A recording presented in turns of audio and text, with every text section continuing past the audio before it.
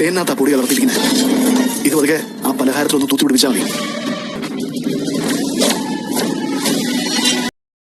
Hello, അങ്ങനെ നമ്മുടെ മഹാലക്ഷ്മിക്ക് ആ ദുരന്തം സംഭവിക്കുന്നു. അതേ കൂട്ടുകാരെ, നമ്മൾ വിചാരിച്ചു മഹാലക്ഷ്മിക്കും കുഞ്ഞിനും ഒന്നും സംഭവിക്കില്ല, എല്ലാം നമ്മുടെ ദേവി മുത്തശ്ശി നോക്കിക്കോളും എന്നുള്ളൊരു ധാരണയിലായിരുന്നു. പക്ഷെ പ്രതാപൻ വെല്ലുവിളിക്കുകയുണ്ടായി കഴിഞ്ഞ എപ്പിസോഡിൽ, ഞാൻ ആണാണെങ്കിൽ അവളുടെ കുഞ്ഞിനെ കൊന്നിരിക്കും എന്നും പറഞ്ഞ്.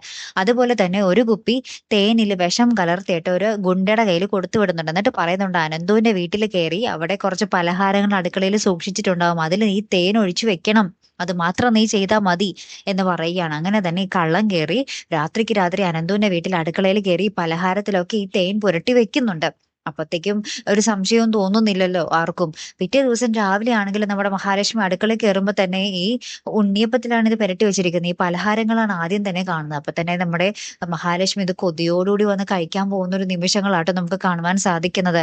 അപ്പൊ എന്തൊക്കെയായിരിക്കും സംഭവിക്കാൻ പോകുന്നത്? മിക്കവാറും നമ്മുടെ മഹാലക്ഷ്മിക്ക് ഒരു കടുത്ത വയറുവേന വരാനും ആശുപത്രി കിടക്കാനൊക്കെയുള്ള എല്ലാ സാധ്യതയും ഉണ്ടല്ലേ. കാത്തിരിക്കാട്ടോ. അടുത്തൊരു വീഡിയോയുമായി വരുന്നത് വരയ്ക്കും. Here am the Malayali signing of.